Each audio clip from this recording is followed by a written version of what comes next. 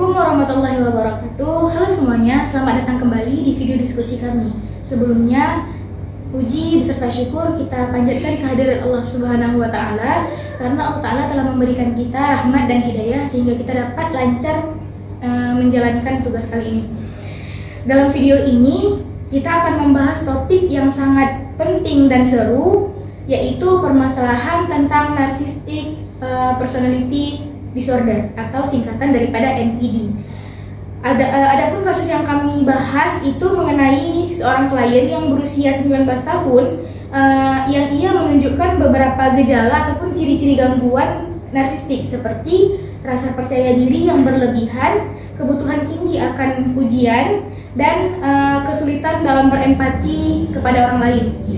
Jadi melalui diskusi ini kita akan mencoba memahami penyebab, dampak, dan penanganan yang tepat bagi individu dengan gejala ini, dengan harapan bisa meningkatkan kesadaran kita terhadap pentingnya kesehatan mental.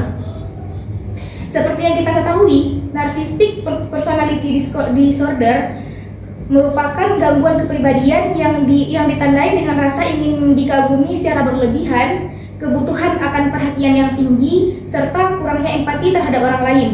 Orang dengan gangguan ini seringkali tampak percaya diri dari luar, namun sebenarnya mereka memiliki rasa rapuh dalam dirinya. Melalui diskusi ini, kita akan mencoba mengenali lebih dalam bagaimana gangguan ini dapat terbentuk, apa saja faktor penyebabnya, baik dari segi psikologis maupun lingkungan sosial, serta bagaimana dampaknya terhadap hubungan interpersonal di sekitaran klien tersebut. Saya Aurariska Amna sebagai moderator, di samping kanan saya Mario Darius sebagai konselor, di samping kiri saya Muhammad Al-Ghazali Sinsabila berperan sebagai klien. Oke, jangan berlama-lama lagi, mari kita masuk ke dalam videonya.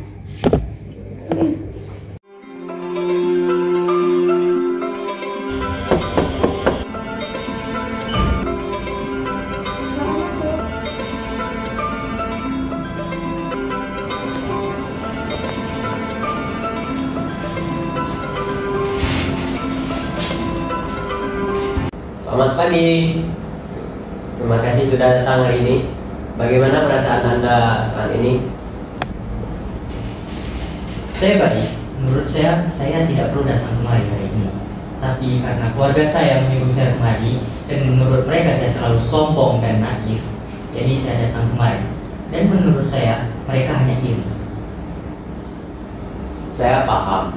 Jadi Anda tidak terlalu membutuhkan bantuan saya. Namun keluarga Anda yang menyarankan Anda kemari. Iya, menurut mereka saya terlalu fokus pada diri sendiri. Tapi menurut saya memang saya lebih dari mereka. Jadi wajar saja saya lebih dari mereka. Saya menghargai kejujuran Anda. Sepertinya Anda memiliki keyakinan yang kuat terhadap kemampuan diri Anda sendiri. Itu merupakan hal yang positif. Kalau boleh tahu, apa yang membuat keluarga merasa Anda sulit bergaul? Mereka bilang saya tidak mendengarkan orang lain. Tapi menurut saya, waktu saya terlalu berharga untuk mendengarkan hal-hal yang tidak penting. Jadi Anda merasa waktu Anda terlalu berharga. Terima kasih sudah berbagi. Saya ingin membantu Anda agar hubungan Anda dengan orang lain bisa lebih nyaman tanpa mengurangi rasa percaya diri yang Anda miliki. Bagaimana kalau kita mulai dengan membicarakan suatu situasi di mana Anda merasa tidak dipahami oleh orang lain? Saya merasa di tempat kerja saya merasa yang paling berprestasi. Tapi saya kayak bos saya tuh lebih milih mereka yang malah bilang mereka yang lebih berprestasi. Padahal saya lebih berprestasi. Sehingga saya tidak mau berbicara dengan mereka dan ngobrol dengan mereka.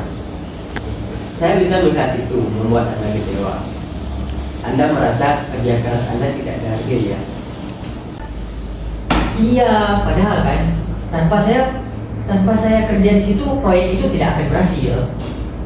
Saya mengerti. Kadang di situasi seperti itu, rasa ingin diakui bisa menjadi seperti hal yang sangat penting. Kalau boleh saya tanya,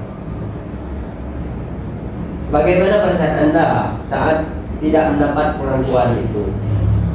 Saya merasa saya diremehkan, tapi saya tidak ingin menunjukkannya. Tapi saya tidak akan berbicara dengan mereka dan saya anggap mereka tidak selevel dengan saya.